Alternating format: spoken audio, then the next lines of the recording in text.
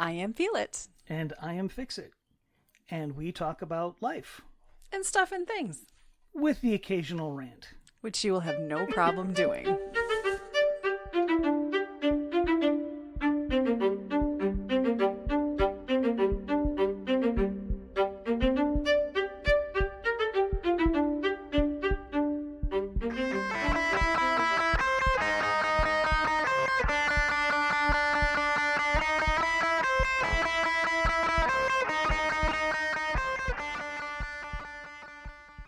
Hello. That's the dog. Good morning, good afternoon, good evening, good night, whatever it is, wherever you are. We hope you're having a good one. Hello. And so does the dog. And so does the dog. She's greeting you. We have the window open. She's with us. She heard the birds. And for some reason is mad about it. And it was just incredible timing. Got very excited.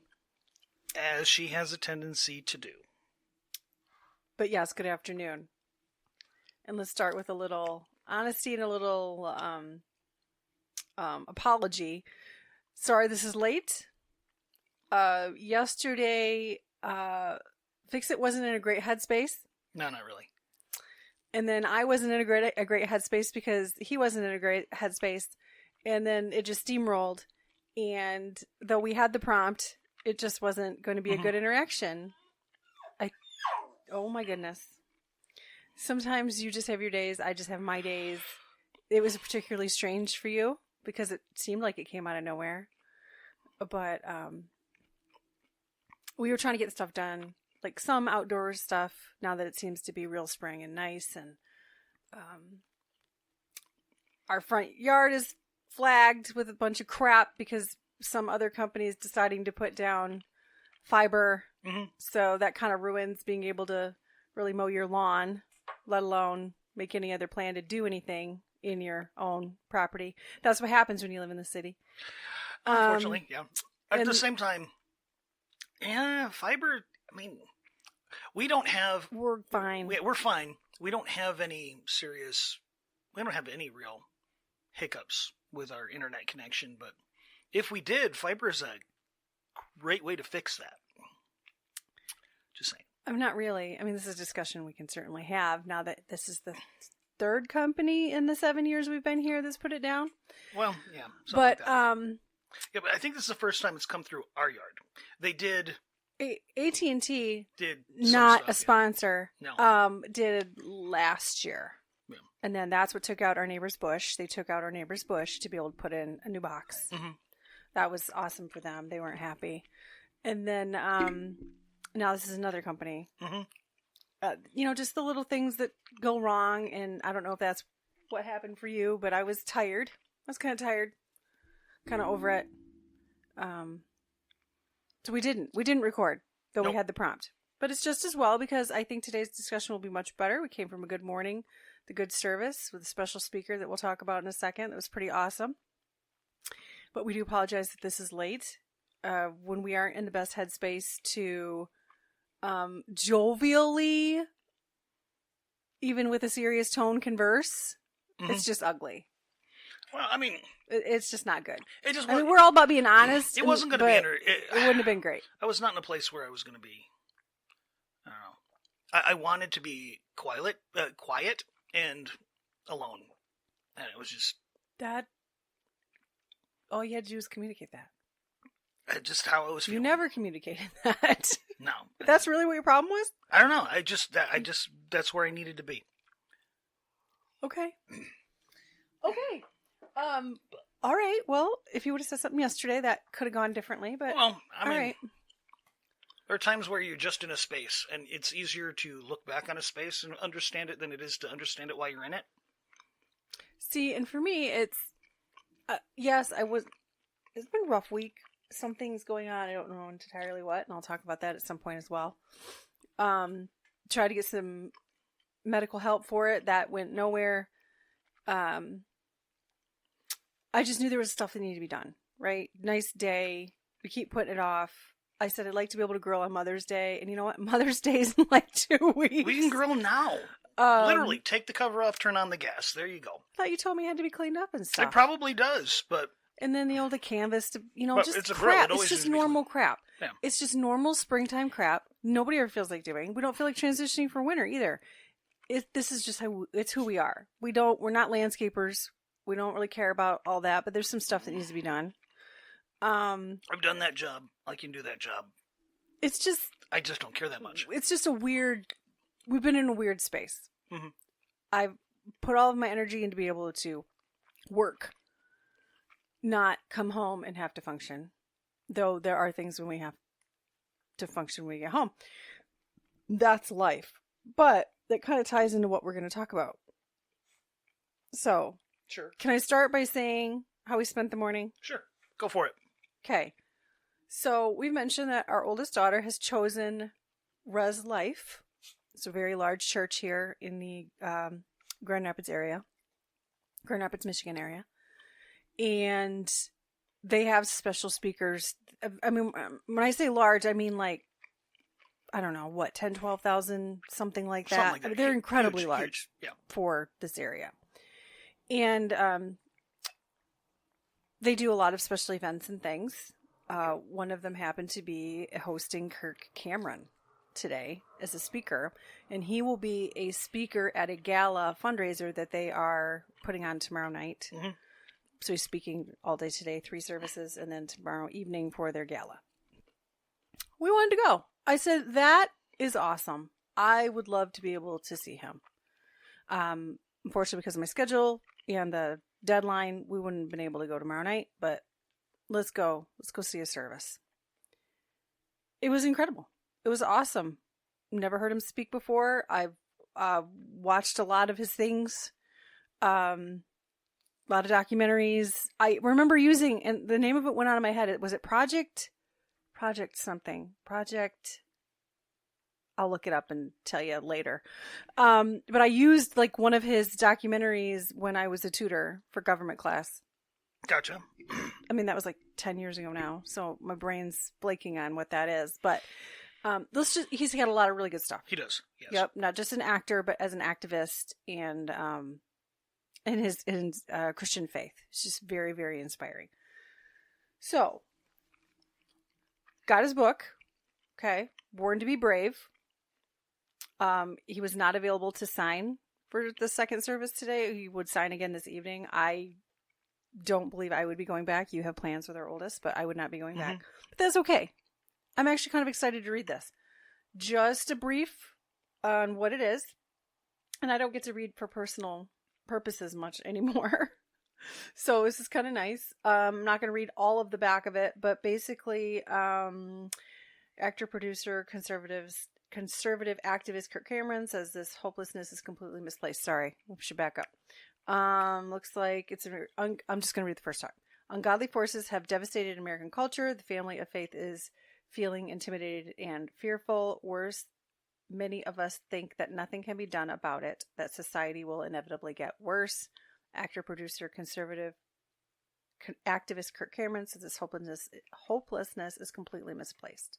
God has given his faithful followers a birthright of courage. If we choose to live in bravery, we will align the nation with Christian values. Talks about some of those things that we are equipped to be brave for. Very at bottom, God is already on the move, and we can be a part of the big things he is doing because we were born to be brave. Very interesting. Open it up. The very first thing I opened up, very first page. I just had to share this too. Spending time in my Bible, I eventually made my way to Chronicles 7:14, where God is speaking. If my people who are called by my name will humble themselves and pray and seek my face and turn from their wicked ways, then I will hear from heaven and I will forgive their sin and heal their land. I said to myself, that's it. Our problem is not politics. Our problem is not a virus. Our problem as the people of God is our own wickedness and failure to keep our eyes on God. That's page 98 of the book. I mean, I just opened to that. There's a lot. There's a lot to what he talked about this morning. Mm-hmm. And then this book, which is actually pretty short, but it seems pretty powerful. If you're interested at all in reading anything, again, it's called Born to be Brave by Kirk Cameron. I don't know. I was pretty encouraged this morning. Were you encouraged? Mm-hmm. It was good just to kind of hear that reminder of, and use the Lion King as the most powerful example, which was interesting. And it does tie into what we're going to talk about. I promise it does. And I thought that was like great. It was kind of a God thing that we waited until today. But what did you think of that? And can you explain the Lion King example that he used and where that came from and why? Short version, very short.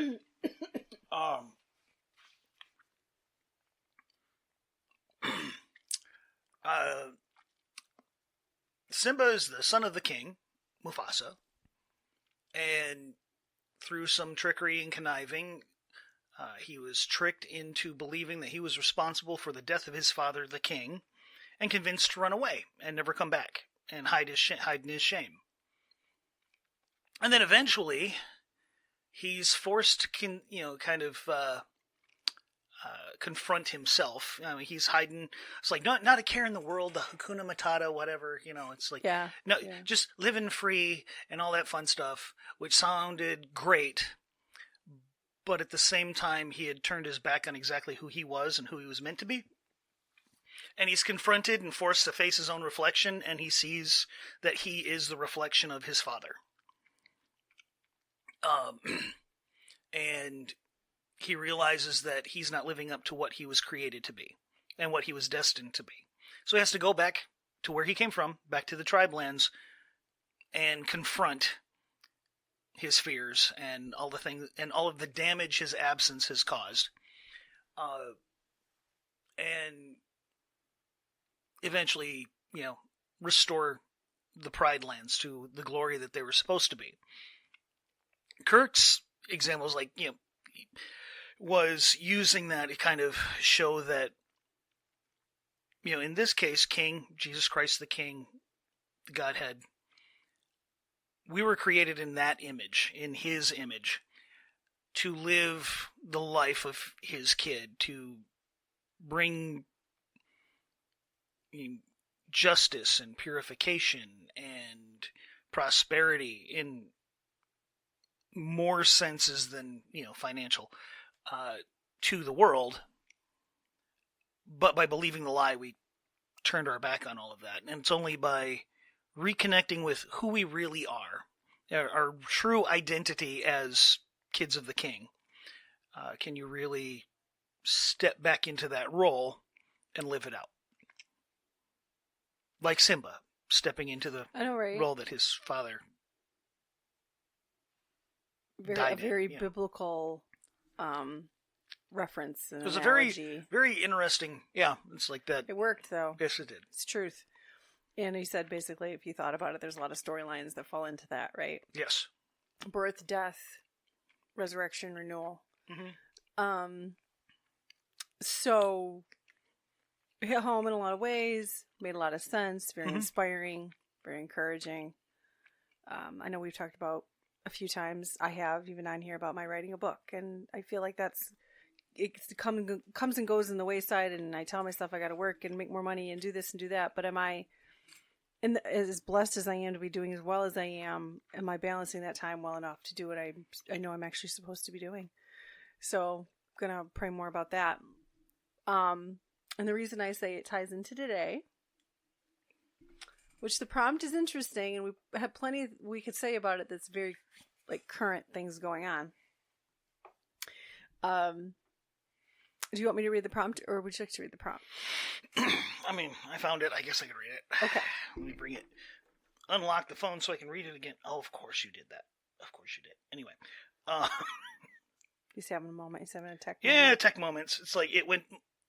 I've got it on my phone. My phone went to sleep and brought it back up, and it went somewhere else. Anyway. Okay, now, I have no idea where this came from. But who said it originally or any of that, so I can't quote them. It's one of those things she finds, those rando things. Yeah, rando things that I come across. But it says, I used to direct the show. Now I sit quietly in the audience, heart full, whispering bravo at the life my big kids are writing for themselves. And, we've got, as a dad of 2 adult girls. Young adult. Yes, they're still living with us. They're in their rooms doing their things with our support. But we, as they grew, we let them write some of their own story. As it were, for those parents out there, those new young parents out there, you will do a disservice to your child by not letting them ever take the wheel in small things. Sometimes it's just something as small as, what they're going to wear. Like, let your 3-year-old dress themselves, even if it's like you look goofy. You're wearing a Spider-Man Halloween costume and your winter boots. You know what? Looking back, I should have let them do that more often. Honestly, it gives them. Let them do it more often. It's like everything else. It's like it's giving them the confidence to make decisions, and also letting them be children. Suffer. Well, yes, but suffer the consequences of those decisions. Oh, sure. So it's not like you let them.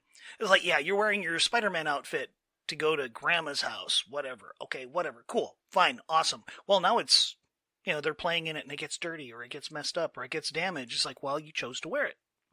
That's kind of what happens. Picture of our oldest playing in the leaves wearing that very, very nice princess dress. Yes. Well, it's like somebody's like handmade. Yes. Hand beaded. It was, the kitty pageant type dress. I mean, that's what it was purchased for. The previous owner of that dress, and she's sitting in a pile of leaves having a good old time. And admittedly, it had no value to us whatsoever other than she was really adorable in it. She loved it. She just loved wearing it, which was awesome.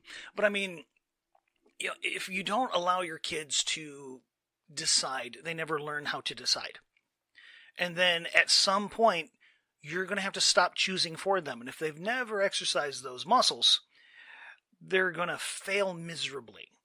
Because they don't know any better. So you give them small opportunities to make those decisions. And then you've given them, and you let them make those decisions with your full support. Like your little, your 6-year-old doesn't want to wear their winter coat. It's like, it's cold out. Okay, you don't want to wear, okay, fine, you're not wearing the right stuff, and you throw their coat in the back of the car and you don't let them know it. And when they get cold and they're like, it's like, well, you didn't want to wear a coat, remember? And you let them shiver a little bit. It's like, well, because your dad's smarter than that. Here's your coat. It's like, now, it's like, you made the decision. That's the repercussion. Well, here's your backup, because as a parent, that's kind of our job. But the idea is to get them to the point where they're directing their own show intelligently with conscious, thought and effort. So that your job as a parent is to then stand by in the audience, watching their life and going, good job. Even if they can't hear it, you say it to yourself, you did good. It's like, and not, I did good as a parent, is you're doing good as a young adult. It's kind of the ultimate goal is for your kids to be functioning adults. And to sit back and watch them come into that. You're sitting back there kind of applauding a little bit going, and it's, a lot of times it's the first couple of steps, that our youngest is changing jobs. Mm-hmm. Which I was going to bring that up. Yeah. She's a little bit anxious by nature. Kind of a big deal that she made this choice. And change is always one of those things that most people are anxious about. I'm not a big fan myself. When I changed jobs, it was kind of a big deal. I mean, yeah, I was second guessing the crap out of myself because I got a whole family that's relying on me to make sure that things are taken care of. If this is a bad call, we're all going to face the brunt of it. But if it's a good call, we all benefit from it. So it's like, okay, got to wade through all that anxiety and then charge ahead. And I didn't hide the fact that I was very nervous. I was anxious about that decision. With the girls, it's like they knew. It's like this is not easy for me. I don't like this kind of, you do what you have to do, but I don't enjoy it. I don't enjoy that kind of thing. But I modeled the type of behavior and mindset and that I wanted to see in them. So is she anxious about changing? Yes, she is. But she looked at the situation, her work situation, is like, this is not what I want for me. This isn't working the way I need it to work. What are my options? She weighed her options, and now she's like, she had an interview, and now she's moving forward, and they hired her, and now she's just got to take those first initial steps, and she's got herself a new job. And I'm like, I kind of want to, yay, that kind of, not that she'd appreciate that, but doesn't matter if she'd appreciate it. To a degree. What matters is what we want to do. No, not always. Not always. Yeah. Not if always. I want to clap and be like, yay, and be like a cheerleader, then sure. I can do that. Yeah, but I gave her life. Yes, but there's something to be said about giving something that's going to be well received. Oh, whatever.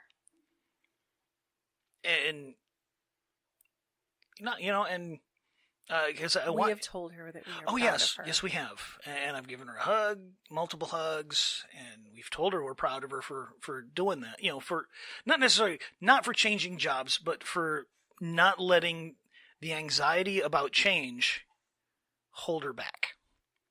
I'm going to applaud that. I don't care who it is. I'm going to applaud that. It's like, and the feelings that she's still having about kind of moving forward. Oh yeah, with life. Yeah. Oh yeah. Different than she'd ever thought it would be. Mm-hmm. Oh, yeah.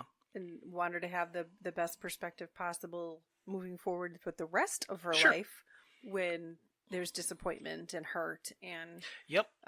We were discussing some of those things that just a year ago mm-hmm. we were going through. Yes. And even the year before that. Mm-hmm.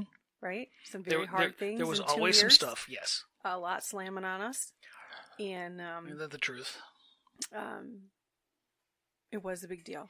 It was a big deal for her to make these choices. Yes, it was. Yes. And so that fits very well into that, not only the prompt, but then even the service we heard this morning mm-hmm. when part of it, I felt like it was boiling down to the remember who you are, remember your identity mm-hmm. in Christ. And he was using, the Lion King example there in that scene where he looks in the water. Yes. And sees his dad.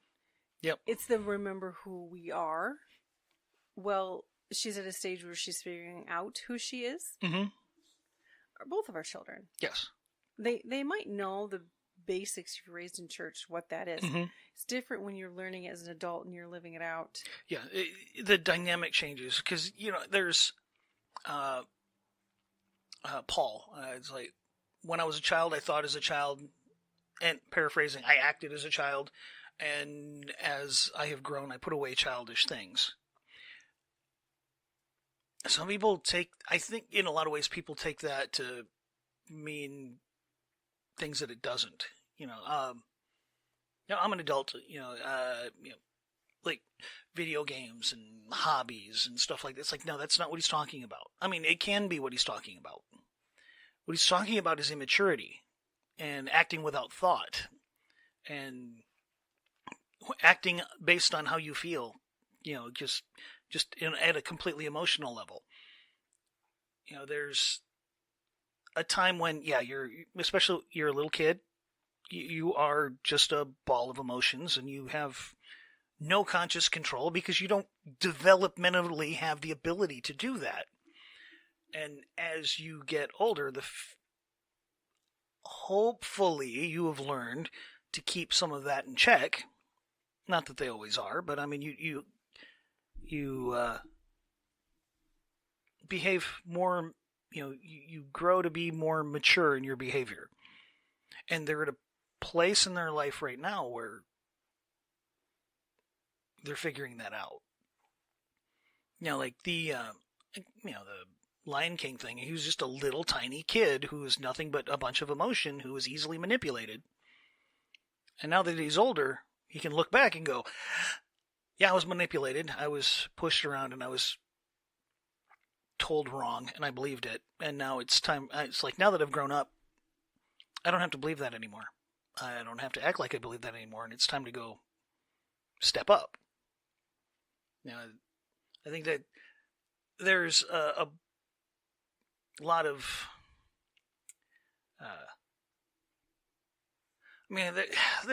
there's a freedom in immaturity and childishness, but at the cost of all of the good things that come along with it.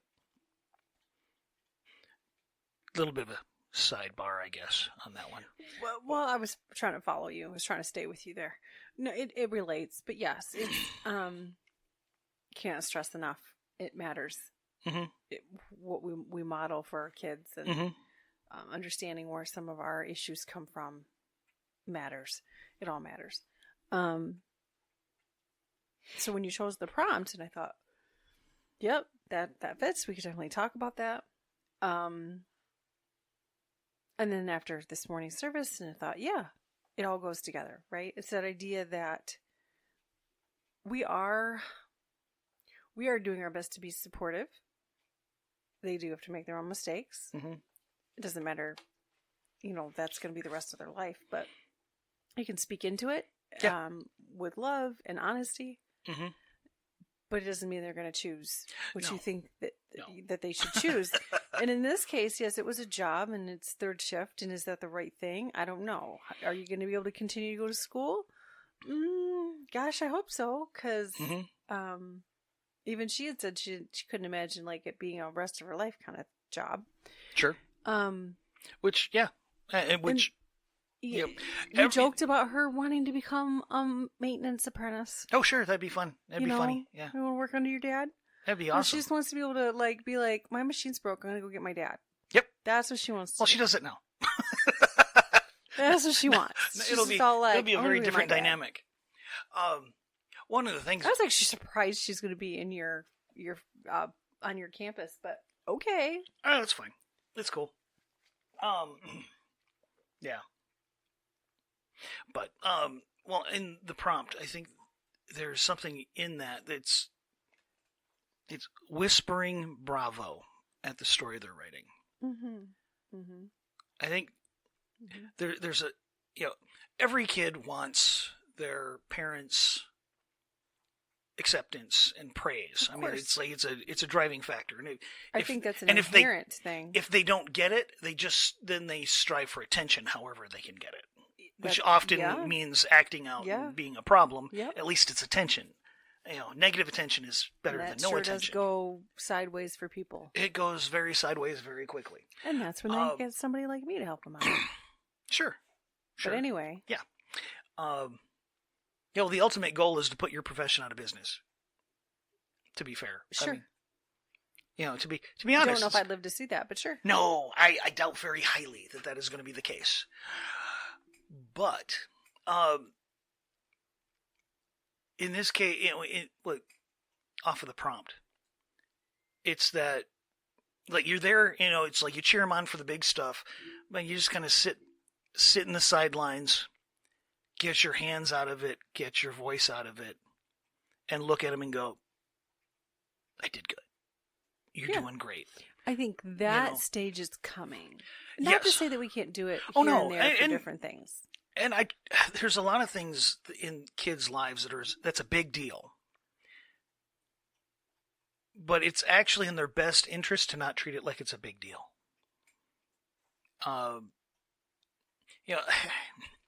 The first time they use the potty on their own is a really big deal as a parent. Right.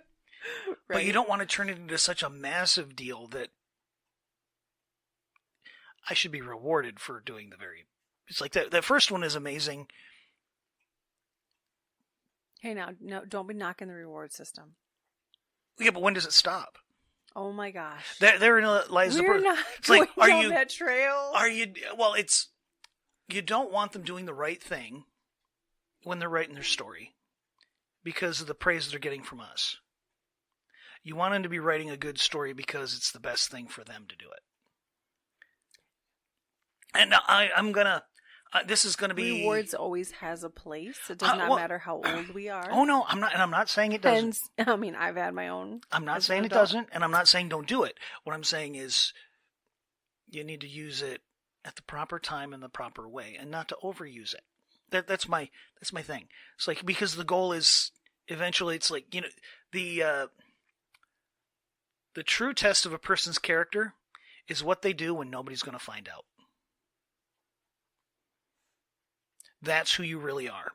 If you do something differently when somebody's watching than when nobody's watching, it's an act, not who you are. Okay. And you want them, it's like, I want the absolute best for them in every way, shape, and form. And yes, I know they behave differently when I'm not around than when I am. There's always that little bit that's like, this is the person that my dad needs to see. You know, it's like where I want my dad to see. And there are aspects of their life that I want to have absolutely no knowledge of whatsoever. None. Because I'm their dad, and I don't need to. My little girls are always going to be my little girls. They're going to be my tiny little chubby cheeked little wiggle monsters. But at the same time, I want them to have good, strong, loving marital relationship in every way that entails. I just don't want details. I don't even want the skirt, the details. I want you to have all of it, and I want it to be wonderful and great for you for the rest of your life. I'm going to pretend that my grandkids, which are amazing, are miracles, immaculate conceptions. I don't want any, and it's not that I don't need it, and I don't want it. I don't want to be part of that aspect of their life. I want to be completely separate from it, because you're my little girl. You're always going to be my little girl. I can acknowledge the fact that part of your life exists without I don't need any more detail than that. Thank you very much. Have a great day. So can I insert another real? We may as well keep it real. Let's just keep it transparent.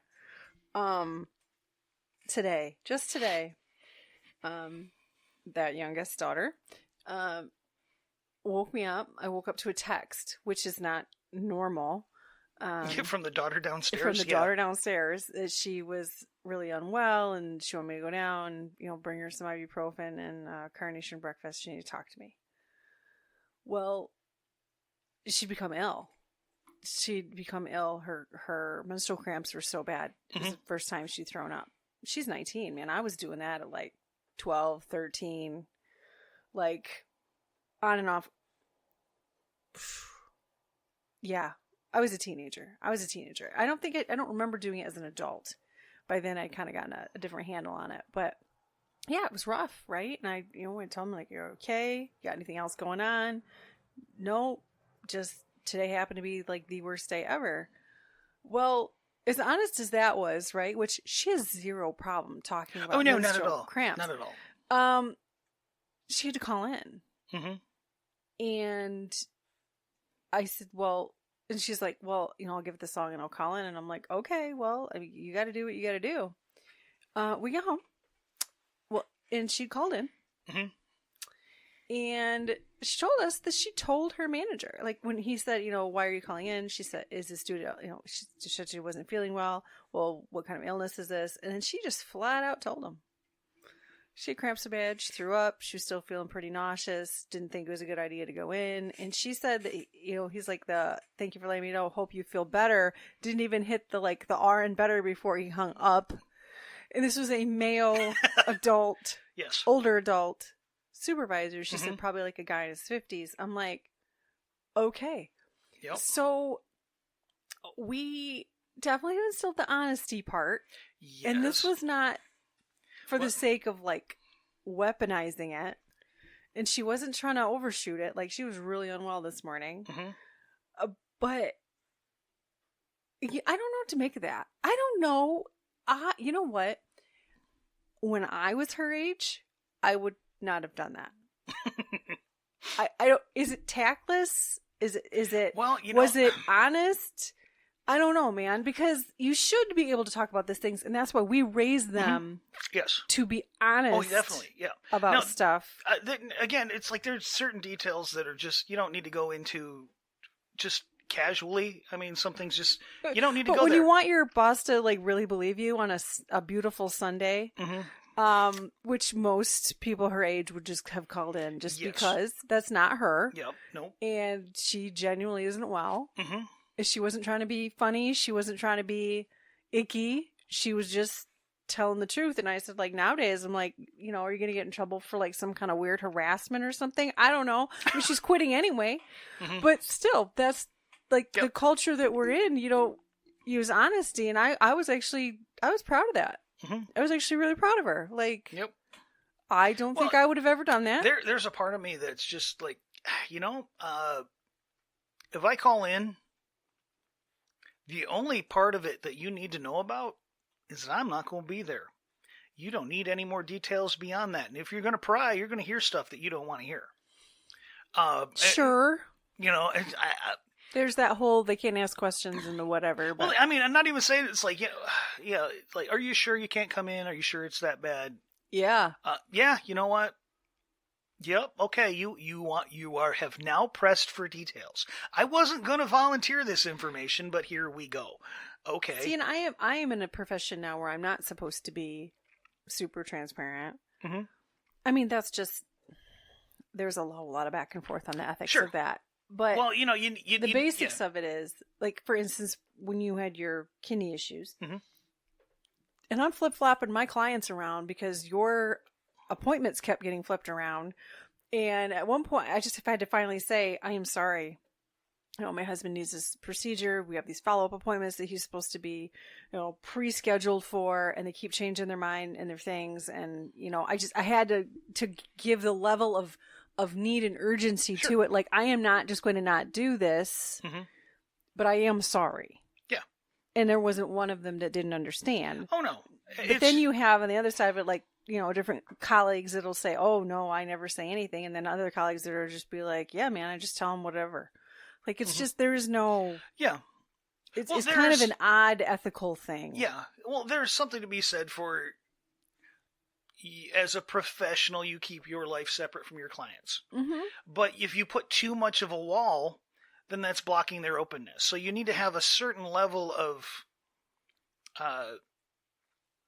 or the honesty. Yeah, the honesty of... you know, it's like you gotta crack the shade so they can see in a little bit in order for them to trust you enough for them to unload. So when I'm scheduling trying to get a Friday off, I'm not just trying to do a long weekend vacay here. I'm trying to actually be able to go with my husband to his procedure and a follow-up appointment. And like I really, you know, it was just there's that little. I wanted that honesty to be there. You let them slip. You let I'm not them trying to blow you a little off. bit behind the curtain, and it's like and but people are when they understand, it gives them the opportunity to be understanding. There are things still off prompt, but there are things I've shared that I would have never opened my mouth to share, but I felt led to say something. That's happened a lot in the last few weeks. And I think there is something to that when you reveal things, it does, as you're saying, provide the personalness and the details that somebody needs to hear. And I rely on God to help me with that because not everything applies. No. And if I told them everything, oh goodness. Well, then they would be the counsel. You'd be the counsel. They'd be the counselor, and you would be the counselee at that just point. Like, for instance, this young lady that I see, and it was a discussion about the effect of trauma. What she needed to hear, and there are the bits and the pieces of it to let her know that I am actually experiencing in real time right now what I'm telling her. The sooner she gets the handle on, the better in her life, so that later on she doesn't have these struggles. And had I had a different course and a different awareness, I would have had the opportunity to handle it differently. So to use that for God's glory in this conversation, because she's a very spirit-led young lady herself. But she heard me and she understood what I was saying. And I said, more than I can ethically tell you, there's a lot that I have been through that led me to this place. You can use these things in your life. It doesn't all have to be negative, even though these things do feel that way. And then they will always be. It's what you can do with it now change that perspective now and carry it through. And she understood me. It was a good conversation. Yeah, we've talked about that before too. It's like sometimes things are going to happen, and your response, how you choose to act based off of that, is often way more important than the thing that happened to you. So what do you do with it? It's like you can boundaries are hard when you're a teenager. Oh yeah, no, and I am never going to take anything away from someone who's victimized. That's yeah. But there are things you can learn. Then there are things you can do, and there's things you can adopt, and you can use even the most horrible things that have happened to people. People have found ways of turning the lessons they learned only through that experience and turned it into something good for themselves and for others. There's people out there who, human trafficking. That's like the only reason that there's one person who was trafficked who escaped is now saving thousands of people. It's like that person wouldn't have existed if they weren't taken in the first place. They took their experience and used the knowledge and experience that they had and turned it into something to save others. So you can go through something horrific, and people do, and you can and it can destroy you. But if you don't let it destroy you, you can turn it into something powerful. That's true. And that's hard. That's a hard thing to do. That is a very hard thing to do. But you kind of got to remember in the process of all of that, it's like there's things in this world that want to destroy you and tell you that you're not who you are. And who you are is a child of the King. It's true. Whether you honor him or not. And you don't have to acknowledge it. It doesn't change the reality. You are who you are. And the world will try and take that away from you and try and make you deny it, even to yourself, because when they do, they won. But in terms of the prompt, right, and the legacy that we leave, and I think that part of this, the Bravo moments, we know that our children have been through a lot, and it has fostered a need for that transparency. I mean, how could we not? Yes. Have to talk a lot about death and life and sacrifice. Even as the conversations I've had lately, I don't know, the depth of detail. It's kind of escaping me what we've really gone into, but our youngest daughter's best friend made choices. She ended up pregnant at 16. We took her into our home for a while because it was a pretty rough situation at home, and just the reality of that and the circumstances that surrounded it. And she was with us for, a while. April, May, June, July, about 4 months. That was the first pregnancy. Moved in with her boyfriend, then back in with her family by the time she had the first child. Became pregnant pretty quickly thereafter, and had the second son a year and 4 days after the first one. Yep. And is still home now. Yes. She'll be graduating. She would have graduated officially a year after. So a year later. And to say the least, our youngest daughter has struggled with that and the decisions that have been made, and the boyfriend and some of the decisions he's made, and the rough relationship that has occurred. Yes. And even some of the things that, not just that our daughter was looking forward to, but just like how you maneuver that hurt and that disagreement. And we were talking when she was looking to change this job, that ironically at the same time then his friend is looking to get her first job. And this has all just transpired in the last few days. So our daughter getting her second job, and then now this friend looking for her first. And we're going to be going to that graduation in a few weeks. She's going to be walking, so we're going to do that. And I said she must be close enough to Dawn that she's chosen to do this now because I guess she has an interview coming up. Mm-hmm. And our daughter made a comment just like that.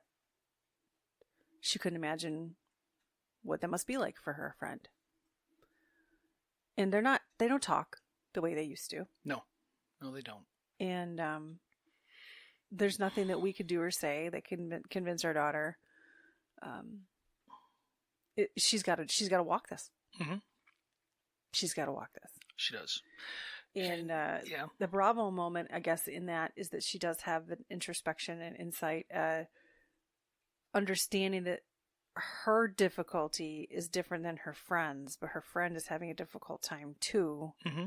But she's still trying to maintain the own balance and boundary for herself because she can't. She just knows she can't. Yeah. She can't speak into it. You're not going to change that friend's mind. You're going to beat your head against a wall before anything, and it still won't change. No. She's made her choices. She's going to continue to make them. Mm-hmm. And as we were talking, and she said, I said I would support her no matter what, and I will, but that doesn't mean I have to sit and watch. Mm-hmm. I said, you're right. That's exactly what that means. Yep. She's got to walk that. Yeah. But I was very proud of her in that moment, and very bittersweet pride that she could get to that and verbalize that to me and let me know that was bothering her. Because here we are now, our daughter getting a new job and a third shift job, and like, oh yeah, I've got a plan for this graduation, and waking up, and she's not used to all that. No. And I said, well, do you still want to go? I mean, I'm going. Your dad's going. I'm sure your sister would still go. And of course she said, yeah, of course, I want to go. It just brought on this conversation. Mm-hmm.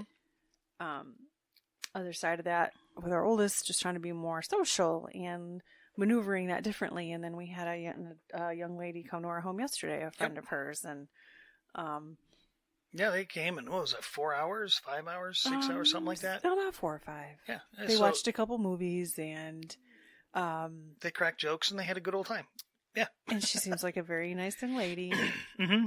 My concern for our daughter has always been people that would blow her off, people that wouldn't be genuine, people that would manipulate her or use her. I still have that concern. I'll probably always have that concern. Always. Because she does have a decreased awareness. She can be very insightful about some things, yes, and then very off on others. She is very quick to trust, which, man, it's like you don't want to discourage that. Unfortunately, we live in a world where that is going to burn you. Oh, so hard. So much. And so bad. It's like... Yeah. Even when it should be okay to trust, you can still get burned pretty deep.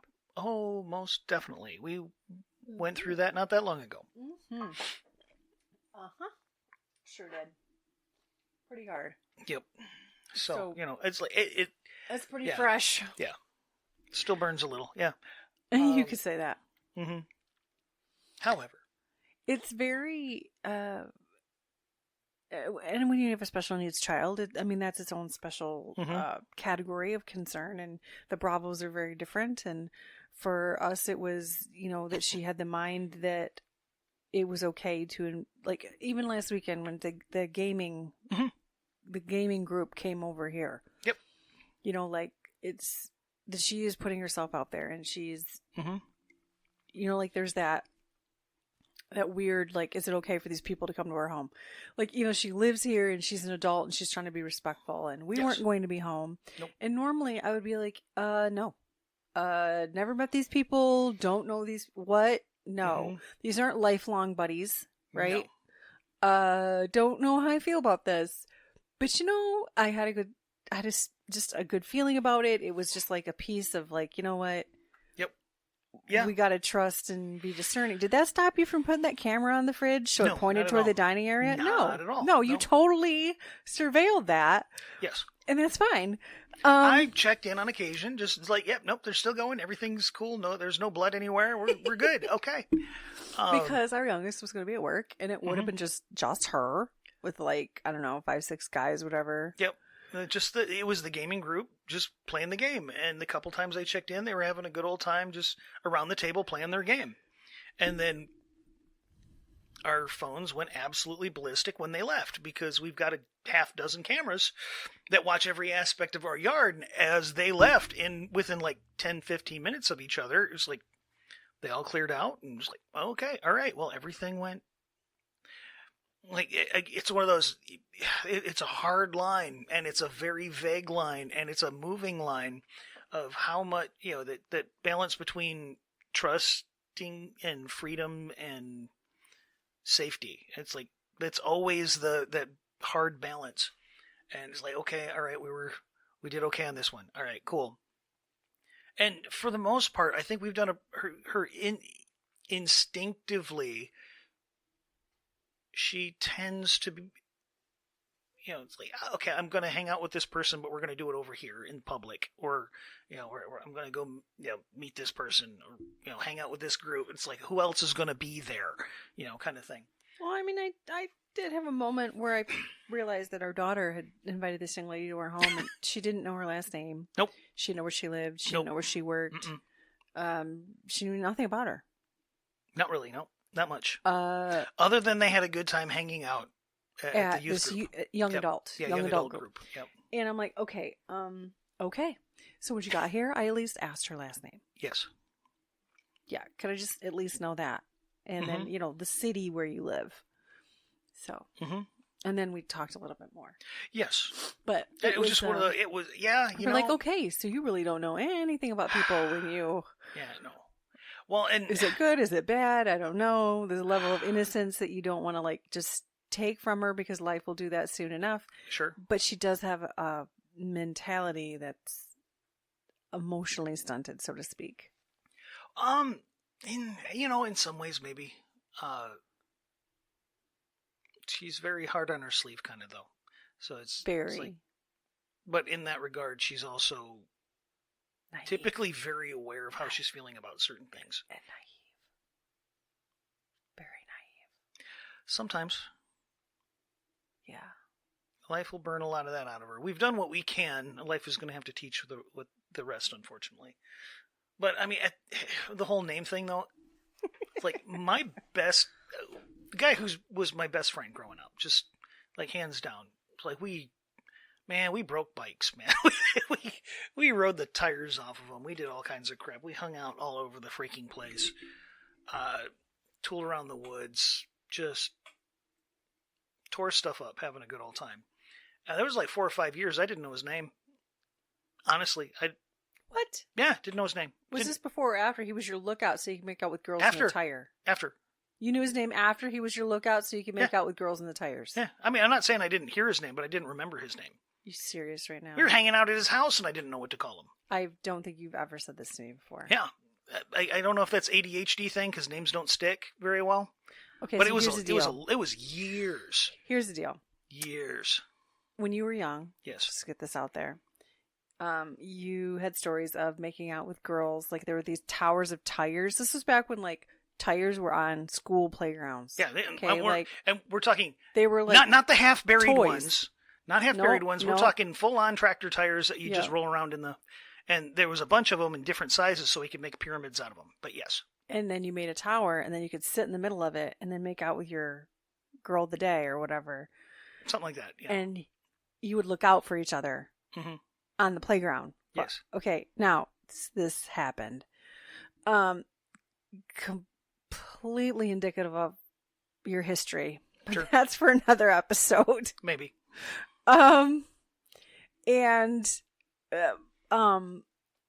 You're telling me that when you were doing this, you did not know his name? Nope. Didn't remember his name. Nope. So the fact that she knew her first name, I was well, that's a one-up on me for quite a while there. Oh my gosh. Okay. Yeah. Thank you for that, but we gotta get off that one. Okay, so oh my gosh, see, still learning after all these years. I'm still learning. If you think about it, though, when you're sitting there messing around, talking to somebody, spending time with them, how often do you use their name? I try to use my client's name every single session. They might not realize it, but That it's yeah, so that they like know. I Yeah, had one of my clients that repeatedly called me the wrong name not that long ago, sure. and he'd been seeing me for a while, and I just thought, I'm not going to correct him. I didn't. Need a name tag. I didn't correct him. Hi, my name is. It was okay because he also probably has like pretty strong ADHD, and we'd had that conversation. Sure. So interesting that you're connecting that for me. Sure. Something I want to point out. Get your little name tag. You want a little magnetic name tag that we can. Hi, my name is. Just spilling your guts to somebody you don't know their name. It's okay. That's the safest. That's the safest way. Hi, my name is Felix. I also want to point out how this starts. I used to direct the show. Now I sit quietly in the audience. Mm-hmm. Okay. I can say, like we've had the jokes about my squirrels, my monkeys, that kind of thing. Mm-hmm. I guess we've given credence to the idea that we weren't really in charge.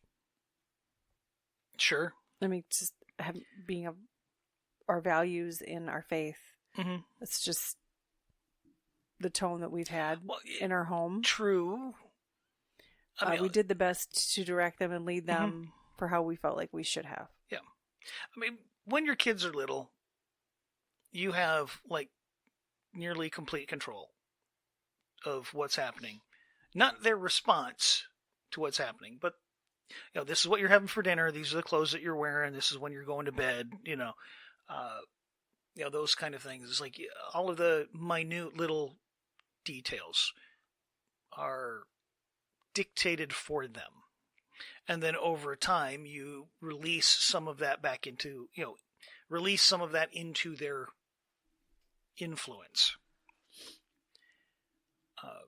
At least I think in the best, healthiest ways possible, that's what you do, so that they learn how to make good decisions for themselves. And then they do so under your supervision, so that if they're completely off kilter, you're there to correct. It's like, yeah, no, that's not how that's going to work. But overall, it's like, yeah, it's kind of like directing a show. It's like the actors act. The director says, this is what I want, but the actor's still responsible for what they give. Mm-hmm. Mm-hmm. And hopefully they're happy with the result, in this case, like, it's like I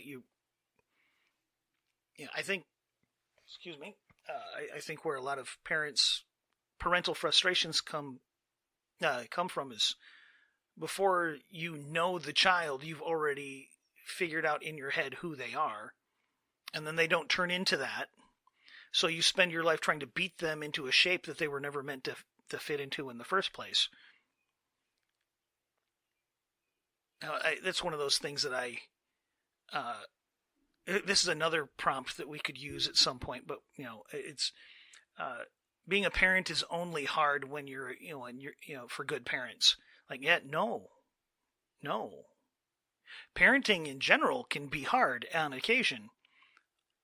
But if you parent your child the way they need to be parented and treat your child like they are themselves and not who you want them to be, you parent them as the people they are, that's when parenting becomes easier. And I do wish we'd done that when they were younger, but we caught on. We learned. Yeah, the neurodivergence definitely helped us catch that. How in the world are you supposed to know until they start becoming themselves? So true. The trait. I had a coworker who. It's a long drawn out story, but his family basically didn't treat him very well. And it's like, well, yeah, because you didn't live up to the expectations they had for you before you were born. Basically, yeah. They had, the minute you find out you got a kid coming, you think of all of, you've got this idea in your head of who they're going to be. They're going to go to this, they're going to go to school and they're going to get this degree and they're going to get this kind of job and they're going to get this kind of spouse and this many kids and this kind of house and this kind of area. And then they turn out to be completely not that. And then. Which I counsel kids, by the way, that are scarred from that type of behavior. Most definitely. I think most people are to a degree. And then it's like, okay, you're none of that. It's like, what are you going to do about it? It's like, again, some parents, they try and beat that kid into a form that, is, there's the analogy that of God's the potter and we're the clay. Sometimes parents try to do that too. It's like, yeah, except you're not the potter. You're also clay. So you're faulted clay trying to form this clay into something that this clay was never meant to become. Sometimes you need to step back and let the potter that knows what they're doing do the job.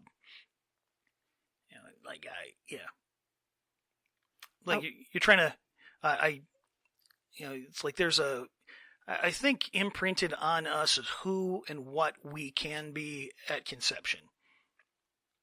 And we don't, and as parents, we have no idea who or what that is. No. And we have ideas of what we want it to be, or what we dream of it to be. But if you're not the person that built the foundation, you have no idea what to build on it. You can just... And you can get it very wrong. You can get it very wrong. And then insist that the problem is, well, the foundation's wrong. Like, no, the foundation is exactly right. You tried to build something that wasn't supposed to go there.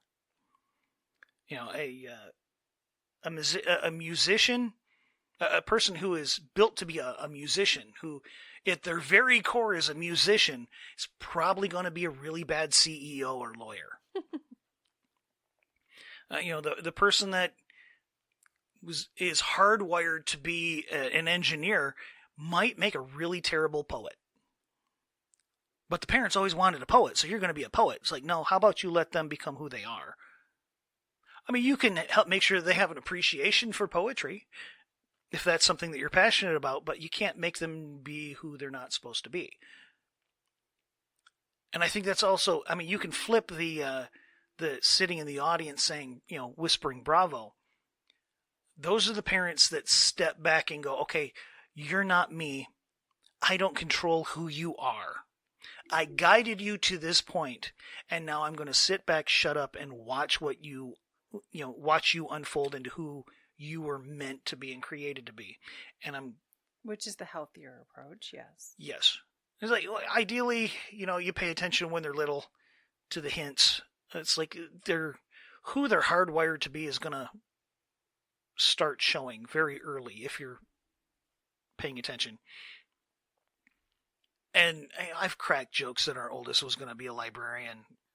It's like she lit up the first time we took her to a library. Oh my gosh, she loved it. Books. She was just fixated on everything that a library was. She had a hard time reading and focusing to read, and we got her through some tutoring, and that got a lot better. Mm-hmm. But she still wasn't a huge reader until she started working at that library. Well, and she loved being in the library and looking at the books. Yeah, she loved very specific kind of certain things. Just the atmosphere. And it's like crack jokes. Like she looks like a librarian. She acts like a librarian. She just kind of got that librarian vibe.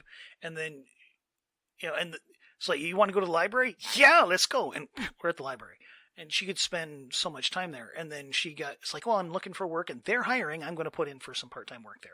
And she got the job, and she's flourishing there. Yeah, she is. We could have tried to push her towards nursing or a dental hygienist or lawyer or counselor, but it's like, that's not who she is. No, I would have said it always would have to be quiet. It can't be fast-paced. It has to be, well, I mean, I'm not even saying never, because if it's what she's meant to become, she's going to get there. But she does not do well in it. You can't. It's like you can't dictate it. You can't dictate the pace. You can just kind of, encourage and support and be there to help it flourish. When they were younger, it's like, hey, I'm kind of interested in. Okay, let's check that out. Mm-hmm. I think we talked about that too. It's like, okay, let's go check that out. You think that sounds cool? Let's go check it out. We did. Like, okay, let's spend a little bit of money. It's like, okay, here you go. Whoa, okay, it's not your thing. Okay, all right, awesome. We just found one more thing that's not you. And that's okay. You have an appreciation. Well, like our youngest in the violin, she was fixated on it, fascinated by it. They're like, okay, you want to learn how to play? Well, yeah, here's a violin. Here you go. I mean, it's not a great violin, but here's a violin. And it's like the only thing, you give it 30 days where you legitimately practice every day. And then at the end of the month, you can decide, and at the end of that month, it's like, yeah, this is not, I'm not getting it. No, she didn't make it a month, she didn't. she Because didn't make it a month. My mother passed away. Well, there was that too. I mean, so there was conversation. There was contributing circumstances. There was conversation about her taking lessons, and then my mother passed away. Mm-hmm. But at the same time, they're like our oldest in the library. Once she found that space where everything fit, you weren't stopping her. You're not going to make that stop. No. If there's the stories of like Stevie Ray Vaughan and Eddie Van Halen. Somebody put a guitar in their hands, and every waking moment, it's like, if I'm not at school or doing something else, I got that thing in my hand, and I might not know what I'm doing, but I'm having a good old time doing it. And they got good. It's like when you light the fire, whatever it is that lit that fire, you're not stopping it. And not everybody ever finds that kind of that very true deep-seated passion kind of thing. But the only way your kids will ever find that is if you give them the opportunity to hold it in their hand and see if it catches fire.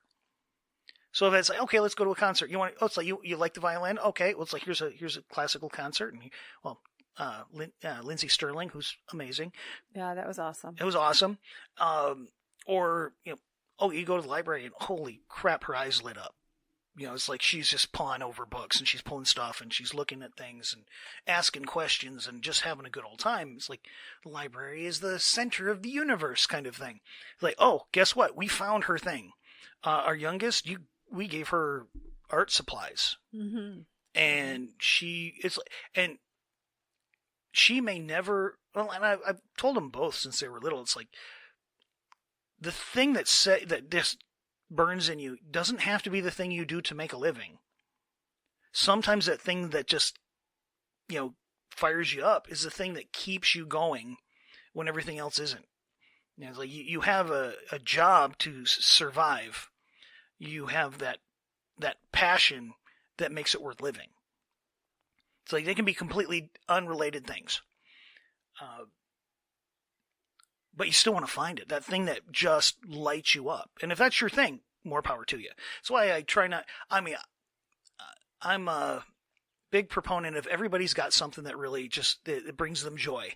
And I don't have to get it. I might question, it's like, that seems like a lot of money to me. It's like, well, it's like, it's your thing. It's obviously your thing. You enjoy. I will happily converse with you about things that I do not give a crap about because it's, anything that's that infectious for you, I want to know more about. It's like, I give a crap about baseball, but man, when you're with somebody that is a fanatic about baseball, I can sit there, shut up, and just soak in their passion for it. And when our girls are doing those things that just light them up and make them freaking that put that big smile on their face, it's like, I'm sitting in the back just going, bravo, that's awesome. Just that you found something that lights you up. Yeah. It doesn't always have to be the big stuff. So a lot of times it's the little stuff. It's like, yeah, more power to you. When she stood by her friend in the middle of all of that baloney, it's like, it's like, we got your back. And like, yeah, it cost her to do that. I mean, it was a very rough time, emotionally speaking, in a lot of levels. But she stood there. It's like, yeah, in the middle of I'm going to stand in this storm. I'm going to get smacked around by the waves, and I'm going to get drenched, and I'm going to be tired, and there's going to be a lot of backlash, and there's going to be a lot of, I'm going to be, bucketing water out of the bilge tanks for the next, Lord only knows how long. I think it's going to take a minute. Oh, it's going to take a minute. But it's like, yeah, you know what? So in the middle of that, while it was tough for everybody involved, and including us, including her, it's like I can still sit back and go, you did good. Mm-hmm. That's awesome. Mm-hmm. It feels terrible, but you did good. It's like, and we got you, one way or the other, we got you. But it's little things like that. It's like, okay, it's like, I'm proud of that one. Yeah, you kicked butt, you took names. It's we the values. It's what matters to you, and it's interesting that's what I teach clients, right? For acceptance and commitment therapy, it's what comes down to your values and living that out, and the ripples that come out from that. The core of all of it is what matters to you and why. It's young to have to decipher those things, and there's just there is a lot to it there. But the reason I bring it up and we talk about it as often as we do is because it is, first of all, still affecting us. It has not been that long. Nope. It was 2 years of a lot of chaos with that. There was a lot of stuff going on. And we're coming down off of that in an odd way with the graduation coming and the decisions then that she's making. And when she stops and she says out loud, I remember when. And you know what? The truth is, I do remember. I remember that a month before we found out about the first pregnancy, they're sitting in our living room talking about buying a cheap van and traveling the country right after graduation, and then they were gonna get a apartment together, and they were looking at some what that would look like and what crappy jobs they were gonna have, and living on with SpaghettiOs and Doritos and just crazy stuff and things that stuff you can get away with as a kid. 16-year-olds should have been talking about. Yeah. And then it turned into... That's not what happened. So much more. Yeah. That's not what happened. Well, and I think part of it... And they were a year out from that, by the way. Yeah. Oh, yeah. So now with this friend that has now taken this extra year, it's because of having 2 children. So our youngest graduated a year ago. But now her friend's graduating this year. So there's also that kind of just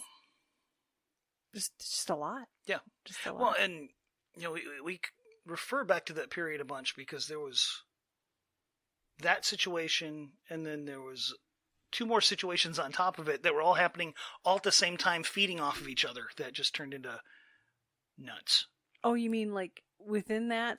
Within not that, just our situations. Well, no, but it wasn't just. There was the church stuff. There was the personal relationship stuff with that family. Yeah, there was all of that, all kind of keyed, and it's like it was all like. We're keeping our mouths shut to spare them. Yeah, and spare the church, and try to just get through it. We're trying to